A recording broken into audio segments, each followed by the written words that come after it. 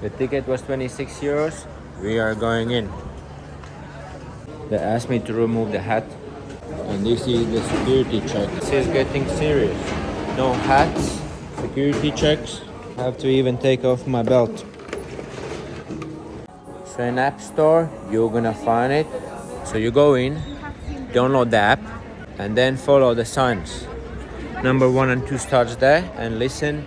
You can choose quick option 25 minutes, or the long route is 45 minutes. So the Sagrada Familia is built only purely by donations in 5 generations, and the first stone was laid in 1882, if I remember it correct.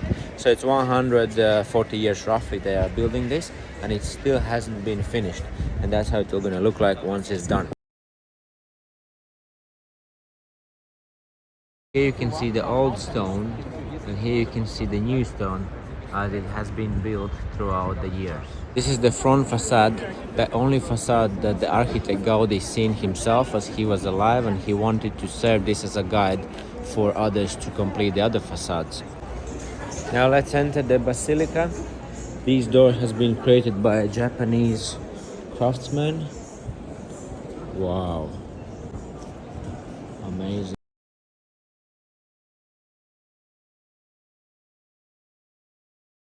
Based on the day of the time you come to this place, you will see different colors because each facade has different colored window.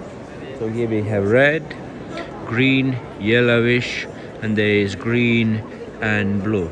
So depending on the time of the day that you come here, you're gonna have different lights and different feel.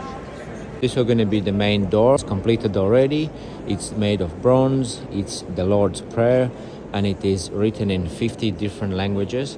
So the entrance at the moment is from the side, but the architect wanted to have it from here facing the sea, and just waiting for the building to be completed, and then the doors are going to be open. All the columns have a meaning, and they are representation of a tree, and the branches branch out to support actually the towers above. And that's how the architect has designed this place, not to have the massive structural features like other old buildings, old cathedrals has.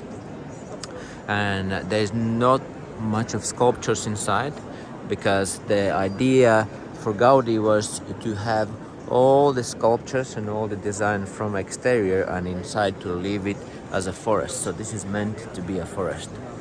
The crypt is the oldest part of this basilica, where the Gaudi, the architect, was buried. Located in a basement, but through the windows and through these halls, the light actually goes in there. Gaudi was working 40 years on this, and specifically the last 12 years he dedicated of his life on actually working on this Sagrada Familia. That's the current entrance. That's where going to be the main entrance. At the moment the exit is here. And these exit doors is completed, engraved, made from bronze. You can see here.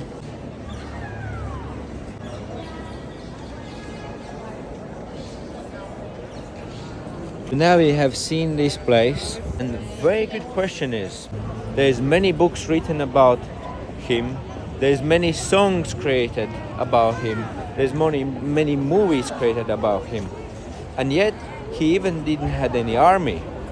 We have big and strong leaders like Putin, like Donald Trump, other leaders that we know, but they even don't come close. But they have armies, they have money, they have houses, they have castles. But why? So what is so special about the name of Jesus? No one has a building like this just created, but no one, you have many buildings across the world because of his name. So the question is, who is this man?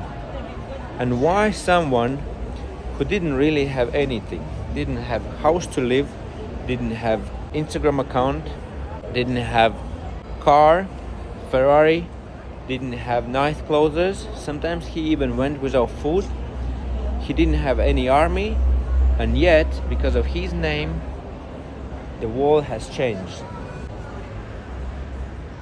2022 AD. AD is in the years of the Lord. So we count years BC, before Christ, and we live in 2022, which is AD, and that means after Jesus. He has influenced the whole world. He has changed people's lives in the past. He is changing people's lives now, and he will continue changing people's lives. Why Jesus has the most followers? Why the most books has been written about this name? And did you know the first press that printed the books has actually created by Gutenberg, and Gutenberg actually had to invent this press to print this book where they talk about this name. My question is, you invent presses and therefore we read books now because of this name. You have songs, you have movies, you have architecture, you have lives changed because of this name. And the question is, who is this man? We count years because of him. We were celebrating now Christmas because of him. We are celebrating Easter because of him. If someone would say, this is the most popular book that anyone has suggested, would you read that book? The book where it talks about this man has been translated, the Bible has been translated in 704 languages. And in addition, the New Testament has been translated in 1,551 languages. Now, do you know any book that has been translated in so many languages? Any book, you name it. I don't. So the question is, who is this name? Who is this person that he has influenced the books, he has influenced the music, he has influenced the architecture, he has influenced our lives? Who is this man who didn't have anything? He didn't have the money, he didn't have houses, didn't have fame, but yet he has the most followers. You guys, you're following someone on Instagram, so who you are following? Who you follow will determine your identity. The question is who you follow. As we can see, people are following Jesus, and it has influenced architecture, it has influenced music, it has influenced their lives. My life, Jesus has influenced 100%. For good, it serves as encouragement, it strengthens me, it helps me to become a better person, to love people more, to help. And to be honest, that is the hardest thing to do because it requires you to work on yourself.